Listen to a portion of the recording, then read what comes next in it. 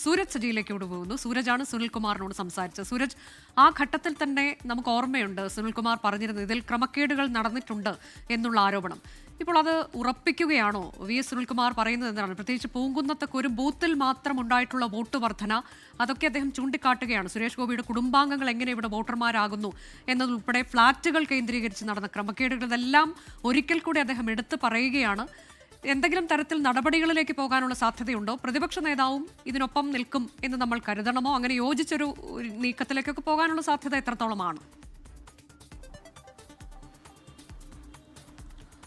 അനുജ, ഈ തെരഞ്ഞെടുപ്പ് ദിവസം തന്നെ നമ്മൾ കണ്ടതാണ് ഈ പൂങ്കുന്നത്തെ ഈ ബൂത്തിൽ അന്ന് LDF പ്രവർത്തകർ വോട്ട് ചെയ്യാനെത്തിയ ചിലരെ തടഞ്ഞതൊക്കെ അന്ന് വലിയ തർക്കങ്ങൾക്കിടയാക്കിയിരുന്നു. അന്ന് ഇവർ പറഞ്ഞിരുന്നത് ഈ മണ്ഡലത്തിൽ ഇല്ലാത്ത ആളുകൾ ബോധപൂർവം ഈ പൂങ്കുന്നം കേന്ദ്രീകരിച്ചുകൊണ്ട് ചില ഫ്ളാറ്റുകളിൽ താമസക്കാരായി കാണിച്ചുകൊണ്ട് ഇവർക്കെല്ലാം വോട്ട് ചേർത്തിരുന്നു എന്നുള്ളതായിരുന്നു തെരഞ്ഞെടുപ്പ് സമയത്ത് തന്നെ LDF അന്ന് ഉയർത്തിയ ആരോപണം. അന്ന് അതിൽ ഒരു ജാഗ്രത കുറവ്, അതായത് ആദ്യഘട്ടത്തിൽ ഈ വോട്ടർമാരുടെ ലിസ്റ്റ് പരിശോധിക്കുന്നതിലടക്കം വീഴ്ച ഉണ്ടായി എന്ന് LDF ആരോപിക്കുകയും ചെയ്തു. പിന്നീട് ഈ ഫലം വന്നതിന് ശേഷം LDF ഔദ്യോഗികമായി തന്നെ നൽകിയ ഒരു പരാതിയുടെ പകർപ്പ് പങ്കുവെച്ചുകൊണ്ടാണ് ഇന്ന് സുനിൽകുമാർ കൂടുതൽ ശക്തമായി തിരിച്ചടിച്ചുകൊണ്ടിരിക്കുന്നത്. ഈ ആരോപണത്തിൽ കൂടുതൽ കടുപ്പിക്കുന്നത് അങ്ങനെയാണ്.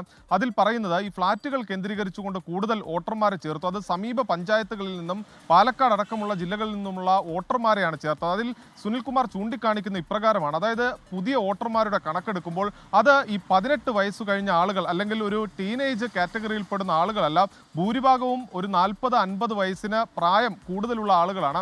അങ്ങനെ എങ്ങനെ പുതിയ വോട്ടർമാർ എത്തും എന്നുള്ള ആരോപണമാണ് സുനിൽകുമാർ കടുപ്പിക്കുന്നത്. അദ്ദേഹം ചൂണ്ടിക്കാണിക്കുന്നത് ഇതുമായി ബന്ധപ്പെട്ടുകൊണ്ട് തെരഞ്ഞെടുപ്പ് കമ്മീഷന്റെ ഭാഗത്ത് നിന്ന് തന്നെ ഇത്തരത്തിലൊരു ക്രമക്കേട് നടത്തുന്നതിന് ബോധപൂർവമായ ഇടപെടൽ ഉണ്ടായി എന്ന് ചൂണ്ടിക്കാണിക്കുന്നു. അതോടൊപ്പം തന്നെ അന്ന് തൃശ്ശൂരിലെ കളക്ടറായിരുന്ന VR കൃഷ്ണതേജക്കെതിരെ പോലും ആരോപണം ഉന്നയിക്കുന്നുണ്ട് സുനിൽകുമാർ. അദ്ദേഹം BJPക്ക് വേണ്ടി പ്രവർത്തിച്ചു എന്നുള്ളതാണ് സുനിൽകുമാർ മുന്നോട്ട് വെക്കുന്ന ആരോപണം. അതിനുശേഷം ഇദ്ദേഹം ഇപ്പോൾ BJP അലയൻസ് ആയിട്ടുള്ള സർക്കാരിന്റെ ഉപമുഖ്യമന്ത്രിയുടെ സെക്രട്ടറി ആയി പോയത് പോലും ഈ തെരഞ്ഞെടുപ്പിന്റെ ഫലത്തിന്റെ തുടർച്ചയാണ്. അതായത് മുന്നേ പോലെ പ്രവർത്തിച്ചു VR കൃഷ്ണതേജ എന്നുള്ളതാണ് സുനിൽകുമാർ ഉന്നയിക്കുന്ന ആരോപണം.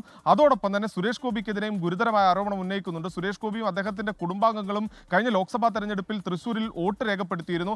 ഈ തൃശ്ശൂരിൽ സ്ഥിരതാമസക്കാരനല്ല സുരേഷ് ഗോപി. അതോടൊപ്പം തന്നെ അദ്ദേഹത്തിന്റെ ഭാര്യ സ്ഥിരതാമസക്കാരിയല്ല, അമ്മായിയമ്മ സ്ഥിരതാമസക്കാരിയല്ല. അതോടൊപ്പം തന്നെ മക്കളാകട്ടെ സഹോദരനാകട്ടെ ഇവരാരും നിലവിൽ സ്ഥിരതാമസക്കാരല്ല. അങ്ങനെ സ്ഥിരതാമസക്കാരല്ലാത്തവർക്ക് എങ്ങനെ ഇവിടെ വോട്ട് ചെയ്യാൻ സാധിച്ചു എന്നുള്ളതാണ് അദ്ദേഹം ചൂണ്ടിക്കാണിക്കുന്നത്. K മുരളീധരൻ തൃശ്ശൂരിലെ സ്ഥാനാർത്ഥിയായിരുന്നിട്ട് പോലും അദ്ദേഹത്തിന്റെ വോട്ട് ഇവിടെ രേഖപ്പെടുത്തിയില്ല, പകരം തിരുവനന്തപുരത്ത് രേഖപ്പെടുത്തുകയാണ് ചെയ്തത്. ഇനി ഒരു സ്ഥാനാർത്ഥി എന്ന നിലയിലാണ് സുരേഷ് ഗോപി ഇവിടെ വോട്ട് രേഖപ്പെടുത്തിയതെങ്കിൽ പോലും മറ്റ് കുടുംബാംഗങ്ങൾ എങ്ങനെ രേഖപ്പെടുത്തി എന്നുള്ള ചോദ്യമാണ് സുനിൽകുമാർ ഉയർത്തുന്നത്. എന്തായാലും ഇതുമായി ബന്ധപ്പെട്ടുകൊണ്ട് അദ്ദേഹം നൽകിയ പരാതിയിന്മേൽ ഒരു നടപടിയും ഉണ്ടായിട്ടില്ല. അതിൽ നടപടി സ്വീകരിക്കണമെന്ന ആവശ്യം LDF കടുപ്പിക്കുകയാണ്. അനുജ.